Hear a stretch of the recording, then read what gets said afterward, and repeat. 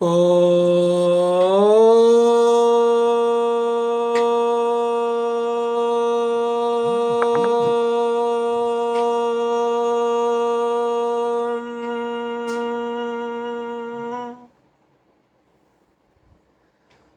पुंडलीकवरदा हरि विठ्ठला श्रीज्ञानदेव तुकाराम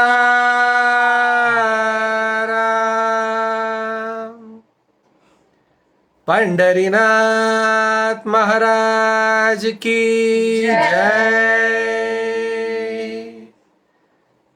संत ज्ञानेश्वर महाराज की जय। जगत गुरु संत तुकाराम महाराज की जय। पूज्य श्री श्री अम्मा की जय। महान ब्रह्म श्री श्री गोपाल वल्लीदासर की जय। गोविंद नाम संकीर्तनम गोविंदा गोविंदा। जय जानकी कांत स्मरणम जय जय राम राम। गोपिका जीवन स्मरणम गोविंदा गोविंदा। जय सद्गुरु महाराज की जय। समस्त भागवदल को जय। हे गुरु विष्णु भजे हे गुरु ब्रह्मं भजे हे गुरु कमल नयनं भजे हे गुरु कर कोमलं भजे हे गुरु पाद पंकजं भजे हे गुरु विद्यारूपं भजे हे गुरु ज्ञान वैराग्यं भजे हे गुरु मोक्ष साधनं भजे हे गुरु वेदारूपं भजे हे गुरु वेदात्म स्मरणं भजे हे गुरु सकल सौभाग्यं भजे। राधे कृष्ण।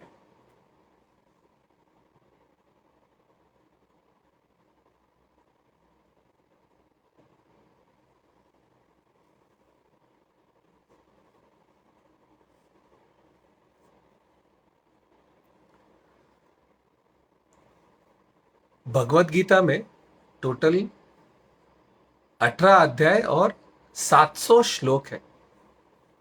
ज्ञानेश्वर महाराज के ज्ञानेश्वरी में कुल मिलाकर 9000 ओवी है। 9000 यानी हर भगवत गीता के श्लोक के ऊपर ज्ञानेश्वर महाराज ने तकरीबन 12 से 13 ओवी लिखी है।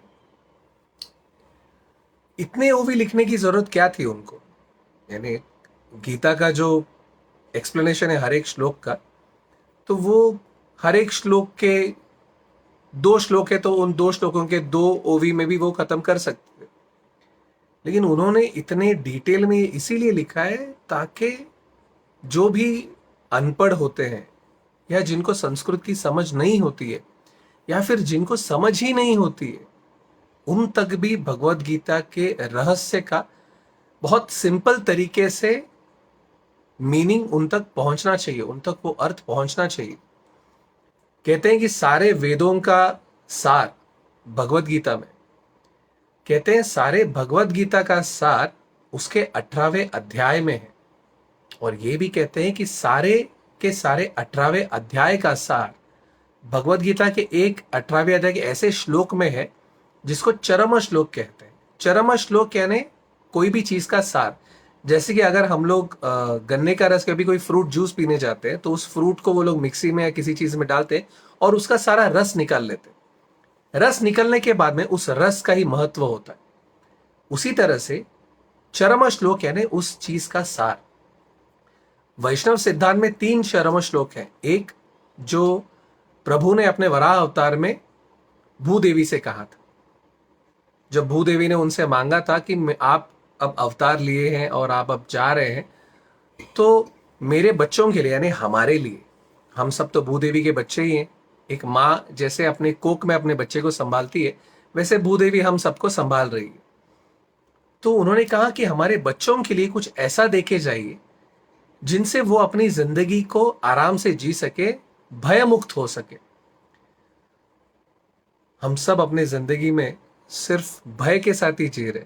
हर एक को किसी न किसी चीज का भय हमारे मन में हर पल हर क्षण होता है। उस भय से हम मुक्ति पाने के लिए अलग अलग चीजें करती हैं, लेकिन क्या हम मुक्त हो पाते हैं? नहीं। उस भय मुक्त होने के लिए सिर्फ एक ही निवारण है, प्रभु का नाम। तो जब माता ये कहती है कि तो प्रभु ने अपना चरम श्लोक उस समय बताया था, अब वो चरम श्लोक प्रभु ने जब बताया तो उसमें इतने सारे कॉम्प्लिकेशंस थे, क्योंकि वो कहते हैं कि मेरा ध्यान, मेरे विश्वरूप का ध्यान करो, विश्वरूपम च मामचम। कहते हैं कि जब कोई भी व्यक्ति, जब उसके शरीर जब ठीक ठाक हो, जब शरीर में बल होता है, जब हम बूढ़े नहीं होते, हमारे शरीर में बहुत बल होता है यौवन में, तब जब यौवन में अगर वो मेरे विश्वरूप का ध्यान करे तो आखिरी समय पर मैं उसे अपने परम धाम में ले जाऊंगा। उनसे कहूं चिंता मत करे। ये कॉम्प्लिकेटेड श्लोक था, चूंकि उन्होंने बताया था सतयुग में। सतयुग के बाद त्रेता युग आया। त्रेता युग में भी ये एक पर्टिकुलर श्लोक के हिसाब से जीने में थोड़ा प्रॉब्लम्स आने लगा। तब श्री राम ने विभीषण को एक चरम श्लोक बताया। जब विभीषण शरणागति, सारे रामायण का अगर कोई सार होता है तो वो होगा विभीषण शरणागति की। उस क्षण सारे के सारे वानर कहते हैं कि विभीषण को मार दो या पकड़ लो, बंदी बना लो। तब श्री राम कहते हैं कि चाहे वो रावण का भाई हो, रावण क्यों ना हो, कोई भी राक्षस, गंधर्व, पक्षी, पशु, मनुष्य या कोई भी गण मेरे पास अगर आकर ये कहे कि मैं अपने आप को तुम्हारे चरण में अर्पित करता हूं, सकृदेव प्रपन्नात तवास्मीति च याचते अभयम सर्वभूतेभ्यो ददामि एतद् व्रतम मम, कि कोई भी मेरे पास आकर ये कह दे कि मैं तुमसे जुड़ा हूं तो मैं उसे अभय दूंगा। उन्होंने भी ये कहा कि मैं तुम्हें अभय दूंगा। त्रेता युग जाने के बाद द्वापर युग आया और प्रभु को यह पता था कि द्वापर युग के बाद आने वाला है कलयुग, जब जो धर्म होता है वो सिर्फ एक टांग पर खड़ा होता है। प्रभु को पता था कि ये अवश्य ऐसा एक क्षण आने वाला है कलयुग के लोगों की जिंदगी में जब ये लोग कुछ भी नहीं कर पाएंगे। कई लोग तो मुझे मानेंगे तक नहीं, पूजा करना दूर की बात, मंदिर जाना दूर की बात, मेरा नाम लेना उनके लिए तभी पॉसिबल होगा या तभी वो मेरा नाम लेने के बारे में सोचेंगे जब उनके जिंदगी में कोई दुख आएगा। तब तक तो कोई मेरा नाम भी नहीं लेगा। कई लोग तो सिर्फ इसी चीज से एक संतुष्टि मानेंगे कि हम लोग रोज सुबह उठते हैं, रोज सुबह दिया जलाते हैं, रोज प्रभु के 4 श्लोक पढ़ते हैं, उनके लिए भक्ति यही होगी। लेकिन भक्ति ये नहीं है। भक्ति तो वो चीज है जो एक माँ अपने पुत्र से करती है, अपने बच्चे से करती है। भक्ति वो चीज है जिसमें कोई स्वार्थ नहीं होता, सिर्फ प्रेम होता है, जो राधिका रानी कृष्ण से करती है, जिसके लिए कृष्ण की सुख ही सब कुछ है, अपने आप के बारे में तो कुछ है ही नहीं। तत्सुख सुखित्व प्रभु को यह पता था, इसीलिए 18वें अध्याय में 46 श्लोक प्रभु ये कहते हैं, सर्वधर्मान परित्यज्य मामेकम शरणम व्रज अहम त्वा सर्व पापेभ्यो मोक्षयिष्यामि मा शुचः। सारे वेदों का सार है गीता, गीता का सार है 18वां अध्याय, 18वां अध्याय का सार है ये श्लोक, और इस श्लोक का सार है मा शुचः, यानी दुखी मत रहो, खुश रहो। हमारी जिंदगी जब से हम पैदा होते हैं उस समय से लेकर आखिरी क्षण तक सिर्फ सुख के लिए बना हुआ है। हम लोग पैदा होते ही रोते क्यों है? यानी कोई बच्चा अगर पैदा होते ही रोया नहीं तो डॉक्टर्स को यह लगता है कि बच्चे में कोई ना कोई खामी है। क्यों रोते हैं हम लोग? क्योंकि जब हम लोग अपनी माँ के कोख में होते हैं उस समय हम लोग तत्रूप प्रभु के दर्शन कर रहे होते हैं। बाहर आने तक प्रभु हमें इतने सारे जन्म जो हमने लिए हैं वो सब दिखाते रहता है और हमें बताता है कि तुमने हर जन्म में इतने सारे पाप किए हैं, इस जन्म में तो ये कुछ मत करो, इस जन्म में तुम सिर्फ कर्म करो, फल की इच्छा मत करो और मुझसे प्रेम करो, मेरी भक्ति करो, और ये तुम्हारा आखिरी जन्म होना चाहिए और इसके बाद तुम मोक्ष की प्राप्ति कर लो। जैसे ही हम लोग मां की कोख से बाहर आते हैं, उस समय जरा नाम का एक वायु होता है जो हमें प्रभु के माया में लुप्त कर देता है, और हमारे मन में प्रभु के प्रति जो भी ज्ञान होता है वो सब कुछ लुप्त हो जाता है, गायब हो जाता है। अचानक से कोई इतना सुंदर स्वरूप जो 9 महीने से मां की कोख में हम लोग देखते आ रहे हैं, जिस स्वरूप को देखते ही हमारे मन में इतनी शांति, इतनी भक्ति आती है, जिसको देखने से इतना संतुष्ट होता है, जिसके मन में, हमारे मन में इतना सुख पैदा होता है, वो अचानक गायब हो जाता है। और उस समय वो गायब हो जाने के कारण हम रो पड़ते हैं। कोई बच्चा बहुत चाव से लॉलीपॉप खा रहा है या चॉकलेट खा रहा है, और अचानक से आप उसके हाथों से वो चॉकलेट छीन कर चले जाएंगे, तो बच्चा तो रोएगा। एक चॉकलेट के लिए अगर एक बच्चा रो सकता है, तो प्रभु के दर्शन लुप्त हो जाने पे बच्चा कितना रोएगा, और हम इसीलिए रोते हैं। लेकिन बात इस चीज पे आती है कि तब रोते हैं, उसके बाद क्या जिंदगी भर रोते ही रहना है? नहीं। इसीलिए प्रभु कहते हैं मां शुचः सर्वधर्मान परित्यज्य मामेकम शरणम व्रज। सारे धर्म को त्याग कर सिर्फ मेरे शरण में आओ। मेरे शरण में आने का मतलब है, तुम ये समझ लो कि तुम मेरे दास हो, तुम मुझ पे डिपेंडेंट हो। इस सारे जग में हर क्षण हर पल मेरे अलावा किसी भी और चीज के लिए तुम्हें जीने की जरूरत नहीं है, अपने आप के लिए भी जीने की जरूरत नहीं है। तुम सिर्फ मेरे लिए जियो। हम लोग जब ऑफिस जाते हैं, तो हमारे ऑफिस में जो जो हमारे लिए जॉब प्रोफाइल होता है, हम वही करते हैं। हम कुछ उससे परे नहीं करते। अगर हमने उससे परे किया तो हमें पूछा जाता है कि जब वो तुम्हारा काम नहीं है तब तुम वो क्यों कर रहे हो। जिंदगी में हम कोई भी कार्य करते हैं, जब तक अपना कार्य करते रहते हैं तब तक हमें कोई कुछ नहीं बोलता। जब हम किसी और का कार्य करते हैं तब हमसे पूछा जाता है कि तुम क्यों कर रहे हो। हमें दुख की प्राप्ति होती है। प्रभु ये कहते हैं कि माम एकम शरणम व्रज। कहते हैं कि तुम और किसी के लिए मत जियो, अपने आप के लिए भी मत जियो, सिर्फ मेरे लिए जियो। अगर तुम मेरे लिए जियोगे तो तुम्हारे जिंदगी का हर क्षण फिर अच्छी तरह से रखना ये मेरी रिस्पॉन्सिबिलिटी है। फिर तुम्हारे जिंदगी के रथ को चलाना मेरा कर्तव्य है। तुम्हारे जिंदगी को किस मोड़ पे ले जाना है, कहां पे जाना है, कहां रोकना है, कहां नहीं जाना है, ये सब मेरी रिस्पॉन्सिबिलिटी है। उसके बाद तुम्हें अपनी जिंदगी जीने के बारे में सोचने की जरूरत नहीं है। उसके बाद प्रभु क्या कहते हैं? कहते हैं कि अहम त्वा सर्व पापेभ्यो मोक्षयिष्यामि मां शुचः। प्रभु ये नहीं कहते कि मैं तुम्हारे इस जन्म के पाप धो दूंगा। प्रभु ये नहीं कहते कि मैं तुम्हारे 7 जन्मों के पाप धो दूंगा। प्रभु ये कहते कि तुम्हारे जितने कोटि कोटि जन्म हो चुके हैं, मैं उन सारे पाप धो दूंगा। अगर हम में पुण्य ज्यादा होगा तब हम स्वर्ग जाते हैं, पाप ज्यादा होगा तो हम नरक जाते हैं। जैसे पुण्य और पाप का जो लिमिट है हमारा खत्म हो जाता है, हम फिर से पृथ्वी पर आते हैं। कर्मों के हिसाब हमें फिर से जन्म मिलता है, और हम फिर से इस पाप और पुण्य के इसी जंजाल में फंसे रहते हैं। अगर प्रभु के शरण में चले गए तो पाप और पुण्य ये दोनों से हम मुक्त हो जाते हैं। सिर्फ कर्मों का जो फल है उसको सबको प्रभु राख कर देता है, और फिर हमें होती है मोक्ष की प्राप्ति। इस जन्म में भी सुख और आगे जाने के बाद में भी सुख। इसीलिए प्रभु कहते हैं कि अहम त्वा सर्व पापेभ्यो मोक्षयिष्यामि मां शुचः। दुखी मत रहो। दुखी अगर मत रहो कहते हैं तो उसका अर्थ ये होता है कि खुश रहो, संतुष्ट रहो, समाधान में रहो। किस चीज की कमी है हमें? क्या हमारे 2 आंख सही नहीं है? हमारे 2 कान सही नहीं है? हमारे 2 हाथ सही नहीं है? क्या हमारे पैर सही नहीं है? हमारा पेट सही नहीं है? क्या हमारे पेट के अंदर की जठराग्नि सही नहीं है? हमारे खाने में जो हमारी जीवा जो टेस्ट लाती है, क्या वो सही नहीं? क्या किस चीज की दिक्कत है जिंदगी में? ज्ञानेश्वर महाराज कहते हैं कि सारे दुखों का कारण सिर्फ एक ही है, एक्सपेक्टेशंस, होप। हमारे हर चीज के पीछे एक लोभ होता है कि मेरा क्या, मेरा क्या, मेरा क्या। जो मैं होता है, ज्ञानेश्वर महाराज कहते हैं कि इस मैं को निकाल कर फेंक दो। इस मैं की कोई जरूरत ही नहीं है। जब मैं नहीं होगा तब हमें सिर्फ हरि दिखेंगे, और जब हरि दिखेंगे तो वहां पर सिर्फ सुख होगा। जिंदगी के अपने सारे के सारे दुखों को छोड़कर सिर्फ एक ही बात याद रखिए कि आपके जिंदगी में हर क्षण कोई भी चीज जो भी आ रही है वो सिर्फ आपके हित के लिए ही है। वो चीज आपकी जिंदगी में जब हो रही है, हम लोग उस इंस्टेंस को उस समय पर जज करते हैं। जज करना छोड़ दीजिए। जो जैसे आपके जिंदगी में आ रहा है एक्सेप्ट कीजिए।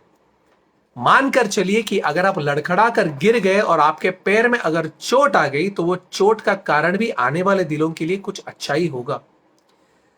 अगर कहीं पर आप जा रहे हैं और किसी ने आपको गाली दे दी तो खुश रहिए कि उसने आपको गाली दी है, क्योंकि आने वाले दिनों के लिए ये कुछ अच्छा ही होगा।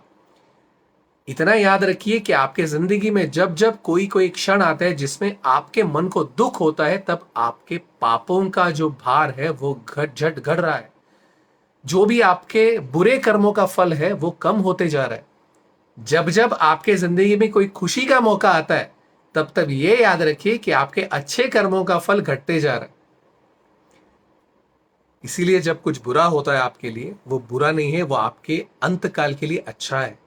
जो कुछ आज आपके लिए हो रहा है ये तो कम आयु है, यानी आंख झपकने के बराबर ये जिंदगी होती है। आंख मूंद लिया, आंख खोल दिए तो जिंदगी खत्म, सपने के बहाने होती है। जो कुछ भी हो रहा है उसको एक्सेप्ट कीजिए। ये याद रखिए कि प्रभु हर क्षण आपके पास है, आपको कभी भी अकेला नहीं छोड़ा, क्योंकि प्रभु आपको अकेला छोड़ ही नहीं सकते। वो आपसे बहुत प्रेम करते हैं, बहुत, उसकी कोई सीमा नहीं। एक माता अपने बच्चे से जो प्रेम करते हैं उससे कोटि कोटि गुना ज्यादा प्रभु आपसे प्रेम करते हैं। इसलिए किसी बात की चिंता मत कीजिए। सारे धर्मों को त्याग दीजिए। सारे धर्मों को त्यागने का गलत अर्थ मत ले लीजिए, क्योंकि कलयुग में हर चीज का गलत अर्थ लेकर अपने स्वार्थ के हिसाब से जीना ये एक ट्रेंड है।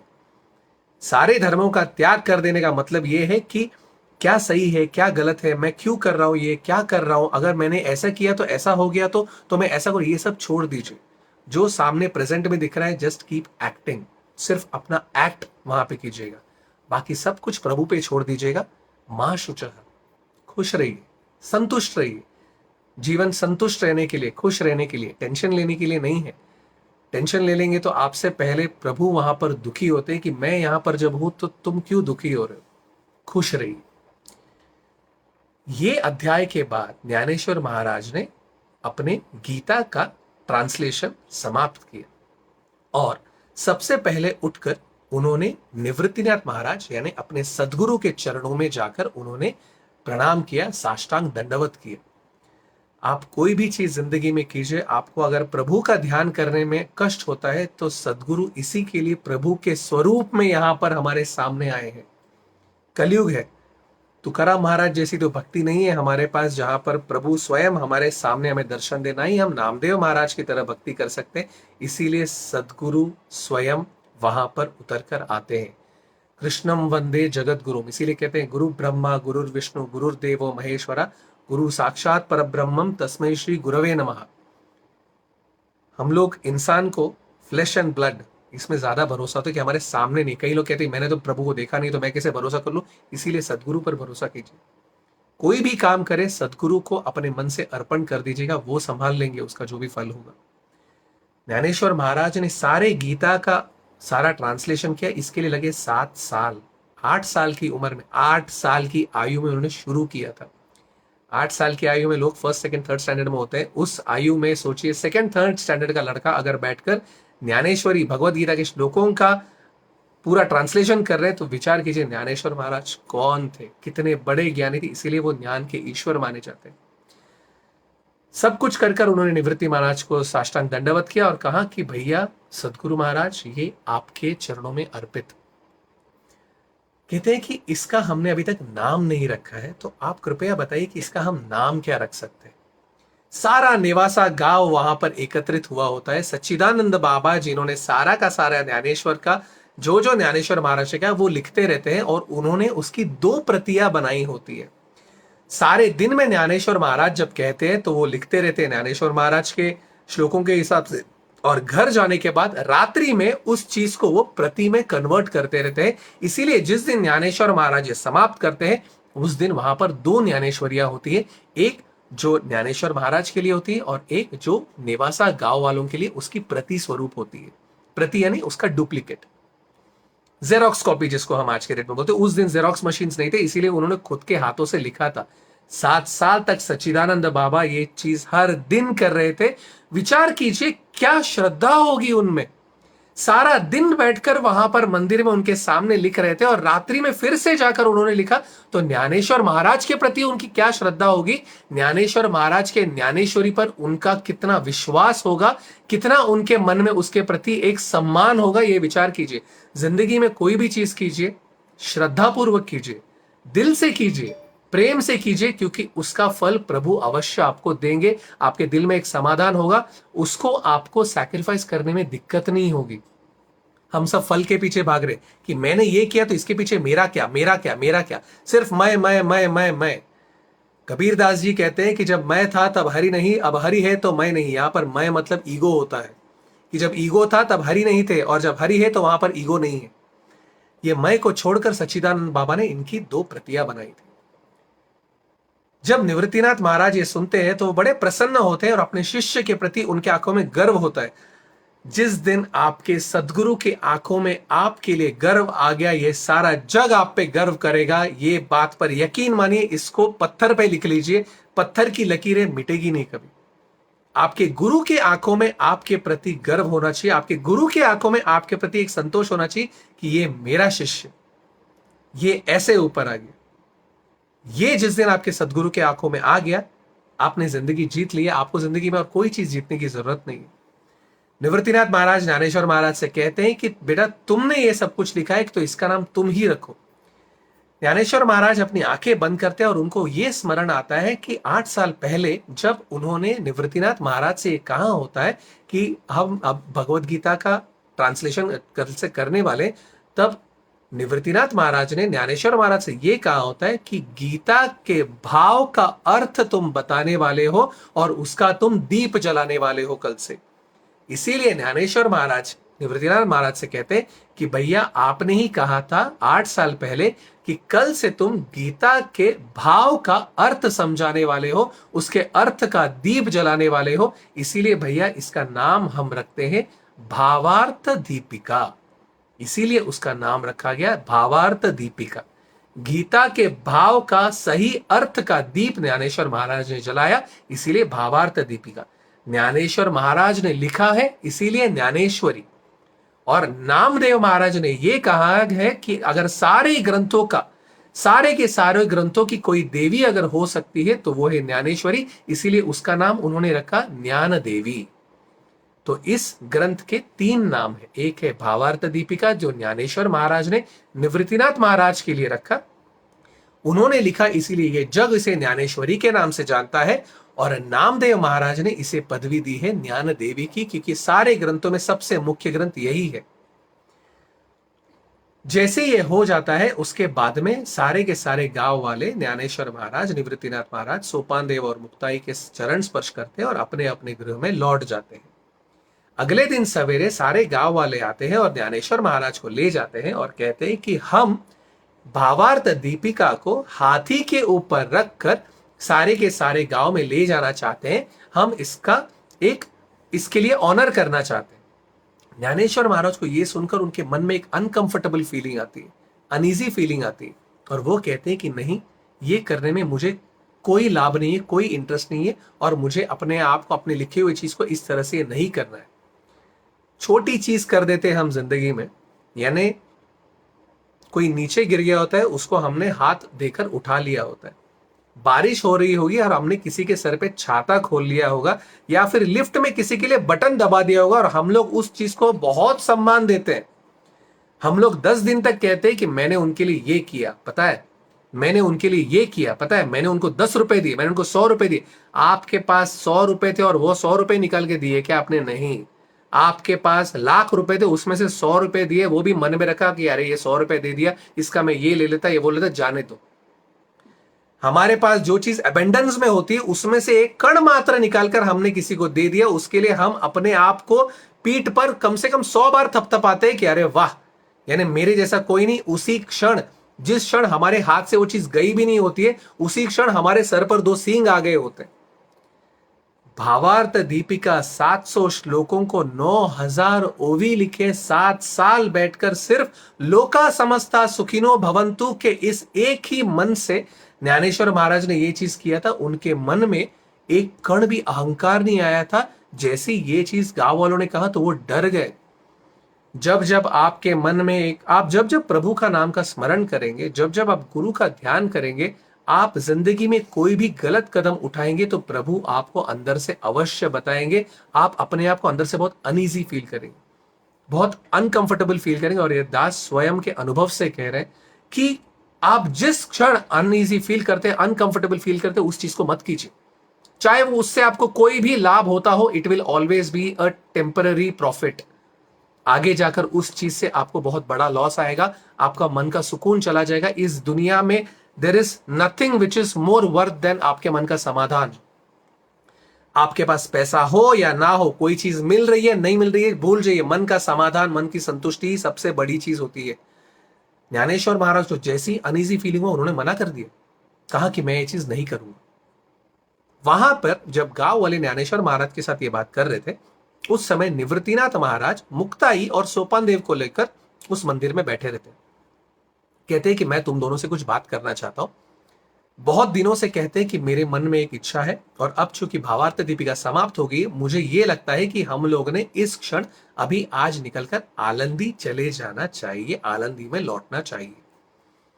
जैसे ही वो ये कहते हैं, सोपान देव तो खुश होते, क्योंकि सोपान देव के लिए तो यहां पर भी ठीक वहां पर भी ठीक, उनको तो सिर्फ इस चीज से मतलब है कि क्या निवृत्तिनाथ महाराज, ज्ञानेश्वर महाराज और मुक्ताई मेरे साथ है क्या। जब तक हम चारों एकत्रित है, तो वो चाहे निवासा हो, आलंदी हो या कहीं पे भी हो, सोपान देव संतुष्ट है। उन्होंने कहा ठीक है भैया, मेरे लिए तो अगर हम चारों जा रहे हैं तो मुझे कोई दिक्कत नहीं है।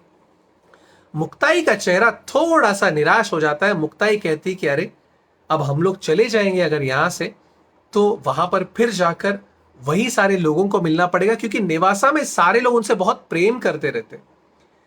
भावार्थ दीपिका लिख दिया होता है, लेकिन की उम्र क्या थी उनकी।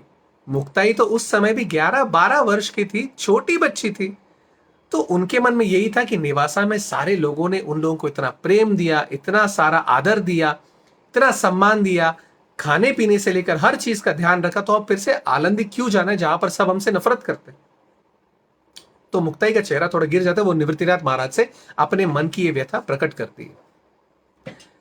निवृत्तिनाथ महाराज कहते हैं कि ठीक है मुक्ताई, जब तक तुम राजी नहीं होती, हम नेवासा छोड़कर नहीं जाएंगे, हम यही रहेंगे। तुम्हारे मन को दुख देकर हम नेवासा नहीं जाएंगे, आलंदी नहीं जाएंगे। ज्ञानेश्वर आने के बाद हम ज्ञानोबा से पूछ लेंगे। उतने में ज्ञानेश्वर महाराज आते हैं और आकर कहते हैं कि भैया मुझे आपसे कुछ कहना है। निवृत्तिनाथ महाराज कहते हैं बोलो।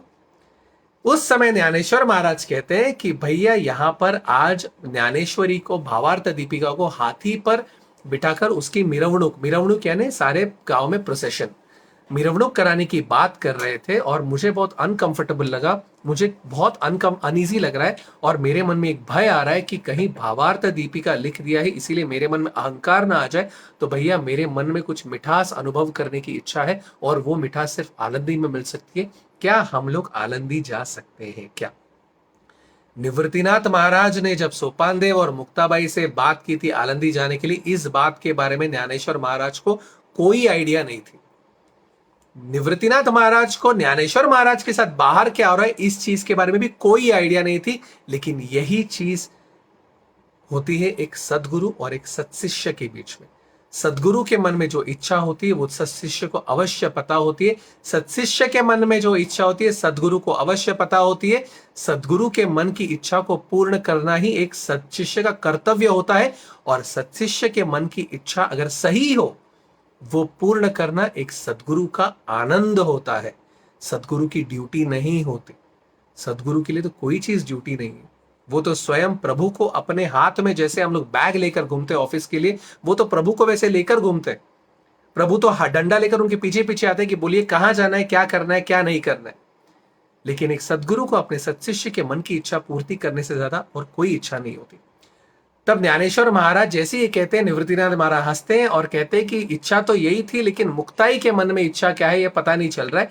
मुक्ताई ज्ञानेश्वर महाराज से कहती कि भैया मुझे नहीं जाना है। तब ज्ञानेश्वर महाराज मुक्ताई से कहते कि मुक्ते, मैं तुमसे एक चीज कहता हूं, वो सुन लो, उसके बाद में तुम्हारी इच्छा से तुम कर लो जो चीज करना है। मुक्ताई कहती है भैया आप कुछ बोलिए ही मत, आप जब बोलेंगे तो मैं वैसे ही मैं मान लूंगी, आप मुझे मना लोगे, आप कुछ गलत बोल ही नहीं सकते हो, इसीलिए मैं अभी झोला लेकर चलती हूँ, चलिए जाते हैं आलंदी। ज्ञानेश्वर महाराज कहते हैं नहीं, रुको और सुन लो। कहते हैं कि मुक्ताई, हम जहां से आए हैं आलंदी से, वहां पर हमें इस लायक जिन्होंने बनाया है वो हमारे माता पिता की वहां पर यादें हैं, उनके वहां पर जो घर कुटिया बनाई है वहां पर हमारी यादें हैं। तो आज जब भावार्थ दीपिका लिख दिए तो हम उनके चरण में ये अर्पण बिना किए कैसे रह सकते हैं, उसके अलावा हमारे मन को संतुष्टि कैसे मिलेगी। दूसरी बात यह है कि मुझे अपने सदगुरु पर परिपूर्ण विश्वास है कि अगर उन्होंने कोई डिसीजन लिया है तो वो अवश्य सही ही हो सकता है, वो गलत हो ही नहीं सकता, वो कभी गलत कर ही नहीं सकते। ये विश्वास होना चाहिए एक सत्शिष्य को अपने सदगुरु के ऊपर। जैसी वो ये कहते हैं, मुक्ताबाई मान लेती है और कहती है कि ठीक है भैया, चलो मैं खुशी खुशी आने के लिए तैयार हूं। और वो सब लोग वहां से निकलकर आते हैं आलंदी। आलंदी में जैसे ही पहुंचते हैं तो वो देखते हैं कि उनकी कुटिया में घर बहुत ही धूल होता है, वहां पे मिट्टी होती है और सारे चारों भाई बहन मिलकर वो घर को साफ करते हैं। साफ करते करते एक बार साफ होने के बाद में सब लोग वहां पर बैठ जाते हैं और निवृत्तिनाथ महाराज वहां पर घर को थोड़ा साफ करते करते एक कोने में वो उस परिस खांब को बनाते हैं जिसके नीचे बैठकर ज्ञानेश्वर महाराज ने निवासा में सारा ज्ञानेश्वरी भावार्थ दीपिका का संवाद किया होता है। जैसे ही सोपानदेव ये देखते हैं उनका मन बड़ा प्रसन्न हो जाता है और वो निवृत्तिनाथ महाराज से कहते हैं कि भैया आपने परिस खांब बनाया, मुझे बहुत संतुष्टि हुई। तो निवृत्तिनाथ महाराज कहते हैं कि हाँ सोपाना, यहाँ पर उस परिस खांब के नीचे बैठकर ज्ञाना का ध्यान बहुत उत्तीर्ण तरीके से हो गया था, इसीलिए मैंने यहाँ पर यह परिस खांब बनाया है ताकि ज्ञाना इसके नीचे बैठकर ध्यान कर सके, उसके मन को शांति मिलती है। एक गुरु अपने शिष्य के छोटे छोटे चीजों की भी खुशी के लिए कुछ भी कर सकते हैं, ये स्मरण रखिएगा। एक गुरु जैसे निस्वार्थ भाव से और कोई नहीं हो सकता है इस दुनिया में, शायद प्रभु भी नहीं, क्योंकि प्रभु भी हमारे फलों की हमारे कर्मों का फल भोगने के लिए हमें कभी कभी विटनेस की तरह देखते रहे, लेकिन गुरु सामने खड़े रहकर हमारे साथ कंधे से कंधे मिलाकर उन कर्मों के फलों को हमसे दूर हटा देते, हमें दुख नहीं होने देते। इतने में मुक्ताई आकर कहती है कि भैया आपने भावार्थ दीपिका लिखी है तो मैं चाहती हूं कि मैं कुछ मीठा बनाऊं। ज्ञानेश्वर महाराज कहते हैं कि ठीक है बनाओ मुक्ते, तुम्हारी जो इच्छा है तुम बनाओ, क्या बनाना चाहती हो? तो कहती है मैं मांडे बनाना चाहती हूं। मांडे महाराष्ट्रियन क्यूजीन में एक मीठा होता है, एक मीठा चीज होता है। तो कहते हैं ठीक है बनाओ। मांडे बनाने के लिए एक मिट्टी का पात्र लगता है। तो कहते हैं कि ठीक है, मैं जाकर मिट्टी का पात्र लेके आते और मुक्ता जाती है और मिट्टी का पात्र लेने चली जाती है। सोपानदेव, ज्ञानेश्वर महाराज, निवृत्तिनाथ महाराज तीनों कुटिया में ही होते। काफी समय बीत जाता है, मुक्ताई तब तक लौटती नहीं। इसके लिए सोपानदेव बाहर जाकर देखते हैं तो मुक्ताई वहां से दौड़ते दौड़ते आती रहती है, रोते रोते आती रहती है, रोते रोते आती है। और सोपानदेव कहता है कि क्या हुआ? और उस समय मुक्ताई कहती है कि मैं मांडे का पात्र लेने गई थी और मुझे मिला भी था, पर उसके बाद मुझे वहां पर और कोई मिला। उसके बाद मुक्ताई कुछ ऐसा कहती है और बाद में ज्ञानेश्वर महाराज कुछ ऐसा कहते हैं और उसके बाद कुछ ऐसी घटना घटती है जिसका असर वहां तक नहीं बल्कि दूर दूर तक, आगे तक, पंढरपुर में एक जो भक्त बैठे होते वहां तक भी जाकर पहुंचती है। और उस चीज के वजह से आज हमारे बीच में कुछ ऐसे ऐसे अभंग भी आए हैं, कुछ ऐसी ऐसी घटनाएं भी आई हैं जो अंतिम काल तक रहेंगी एक गुरु और एक शिष्य के संवाद के बीच में। ऐसी आश्चर्यजनक, ऐसी मनोहर बात जो हम देखेंगे अगले एपिसोड में। तब तक सर्वधर्मान परित्यज्य मामेकं शरणं व्रज, अहं त्वा सर्व पापेभ्यो मोक्षयिष्यामि मा शुचः। दुखी मत रहिए, खुश रहिए। राधे कृष्ण।